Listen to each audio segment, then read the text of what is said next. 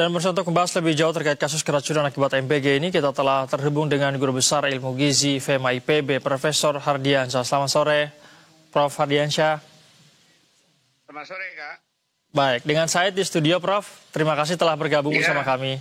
Saya mau langsung saja, Prof. Ini kita lihat gejala para korban yang mengalami keracunan ini. Ada mual, muntah, bahkan juga diare. Apa yang menjadi indikasinya biasa dengan gejala seperti ini? Apakah sebatas makan makanan yang basi misalnya, atau ada faktor lain yang Anda amati mungkin, Prof?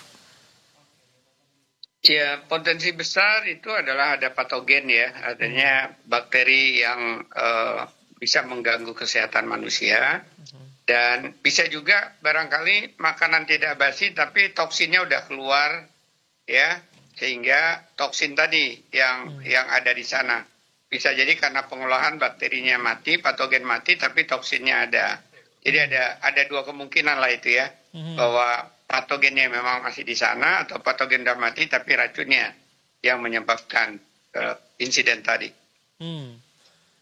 Nah, kalau kita melihat menu yang disajikan, informasi yang kami dapatkan menurut sejumlah laporan, ini korban mengaku mengonsumsi seperti nasi, daging rolade, capcay, tempe goreng dan buah lengkeng. Ini dari bahan makanan seperti ini, menu mana yang paling berpotensi mengakibatkan keracunan, Prof? Iya, sebenarnya kalau rolade itu kan digoreng ya, dan ada daging di dalam. Apakah daging yang dimasukkan, sebenarnya itu kalau tadi ada uji organoleptik dulu ya oleh salah seorang SPPG yang diberi kewenangan untuk mencicipi atau membaui ya, sebelum dicicip tentunya diperiksa dulu, kemudian dilihat aromanya, apakah ada kelainan, bentuk, warna, kemudian nanti baru rasa kalau dia aman dari sisi bentuk, warna dan aroma. Itu harusnya bisa mulai terdeteksi, kecuali kalau memang di perjalanannya cukup lama ya. Kalau di perjalanannya lama, dimasak jam 10, dibagikan jam 12, baru dimakan jam 2, nah itu bisa jadi risiko di dalam perjalanan dan di tempat di mana telat untuk dikonsumsi gitu ya.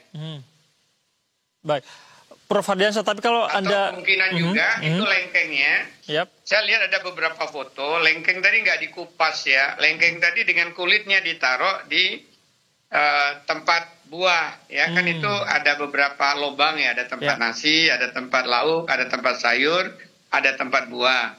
Nah, kalau buahnya tadi nggak dicuci bersih, bisa istilahnya kontaminasi silang ya, dari kulit buah lengkeng ke makanan. Baik, artinya hal-hal yang tidak dicuci dengan baik lengkengnya.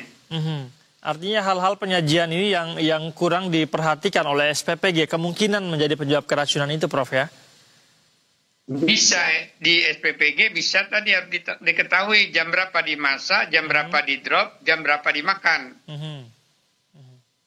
Penting juga tadi Anda mengatakan, Prof, sebelumnya makanan mungkin belum basi, tapi bisa jadi juga sudah tidak layak makan. Benarkah demikian, Prof? Iya, jadi di luar tampak matang, tapi di dalam kan belum tentu matang kalau rolade itu. Kalau tadi suhunya tinggi, dimasaknya cepat, kelihatannya sudah kayak matang di luar, tapi ke dalamnya belum misalnya. Jadi itu sebenarnya bisa ketika itu rolade dipotong kan bisa kelihatan. Jadi lagi-lagi sampel untuk mengecek insiden keamanan ini penting ya. Baik itu di titik memulai distribusi maupun di titik di sana sampai distribusi. Misalnya ke kader, karena ini kan ibu hamil berarti melalui sistem ada distributor di posyandu atau desanya ya. Baik, Prof, seberapa berbahaya bagi seorang ibu hamil yang terkena keracunan seperti ini? Ya, umumnya ibu hamil kita kan berisiko gangguan kesehatan karena hampir 49% itu anemi, kurus. Maksud saya anemi tadi pucet, gampang lemas gitu ya. Berarti dia begitu ada gangguan patogen yang berbahaya itu akan lebih cepat gejalanya muncul dibanding orang yang sehat yang imunitasnya bagus. Begitu juga seperempat ibu hamil di Indonesia ini kan kurang energi kronik, kurus ya. Nah itu juga menyebabkan imunitasnya lemah begitu ada tadi patogen akan lebih gampang ya gangguan kesehatan tadi muncul dibanding ketika ibu hamil tadi sehat gitu ya. Perlukah ada penanganan khusus, Prof, untuk ibu hamil ini? Maksudnya agar lebih betul-betul hati-hati menyiapkan MBG ini bagi para ibu hamil kita. Iya, prinsipnya harusnya yang dibagikan ke ibu hamil, balita, dan ibu menyusui, harusnya ini harus lebih sangat hati-hati lagi dibanding ke sekolah. Kalau di sekolah kan lebih teratur ya. Yap. Ya, karena mereka berkumpul, mereka bisa diarahkan cuci tangan bersama. Kalau di masyarakat, ini kan sulit untuk mengontrol dia harus cuci tangan dulu. Barangkali hanya pesan saja mengedukasi cuci tangan dulu.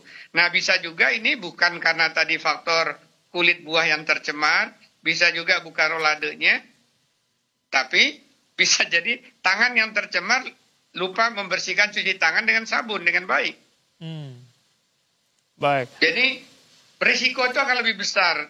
Kenapa selama ini kelihatannya masih kecil kejadian pada ibu hamil, ibu menyusui? Karena memang program MBG ini kan sebagian besar masih di sekolah.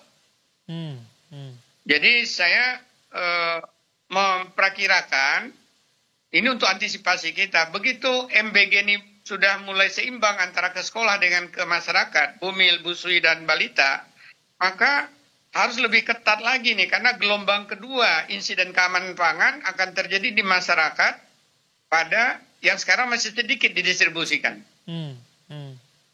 Baik, Prof. Ardiansyah, Anda mungkin juga mengamati bahwa kejadian keracunan ini bukan kali pertama begitu ya, sudah ada banyak ratusan kasus yang terjadi. Kalau dari kacamata Anda, Prof, selaku ahli gizi, apa yang perlu kita evaluasi, kita perlu bedahi dari program unggulan Pak Presiden ini?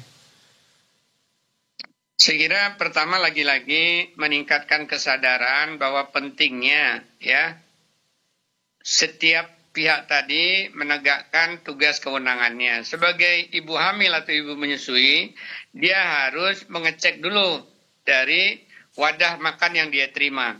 Apakah wadah makan ini tidak ada yang peot, tidak ada yang bocor, ada seal apa enggak. Jadi kita dulu menyarankan supaya setiap tempat makan tadi di-seal. Jadi tidak ada orang selain sasaran tadi yang membuka. Kalau seal-nya udah terbuka, berarti ini ada something ini di perjalanan. Ya, seperti halnya kita beli HP, handphone ya. Itu kan ada seal-nya ya. Nah, ini barangkali seal-nya ya seal sederhana saja yang ditempelkan di pembatas kiri kanan dari box makan tadi, ompreng namanya. Ditutup ompreng. Itu dulu kan yang harus diedukasi. Kalau itu utuh berarti dia buka. Kalau udah dibuka, dia lihat apakah ada aroma yang keluar yang tidak sedap. Apakah matanya melihat ada nggak warna bentuk yang agak aneh, yang mencurigai. Ya.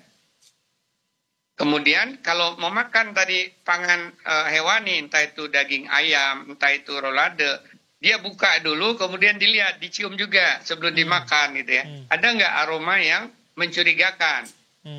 Nah, harusnya itu dilakukan, baik itu di level SPPG maupun di level di mana titik jatuhnya distribusi ke sasaran tadi. Misalnya di drop ada 100 ompreng di suatu rumah petugas distributor. Di situ harusnya ada lagi sampel untuk pengecekan. Berarti memang ada prosedur. Kemudian baru dibagikan gitu. Betul, ada prosedur teknis yang betul-betul harus. Prosedur ini harus ditegakkan. Betul, gitu. betul. Ya. Baik. Profesor Ardiansyah, terima kasih banyak sudah berbagi informasi bersama kami di Berita Satu Sore. Kita harapkan ini agar menjadi evaluasi bersama, begitu agar tidak terjadi lagi keracunan di masyarakat kita akibat MBG. Terima kasih, Prof. Selamat sore. Baik, terima kasih. Selamat sore.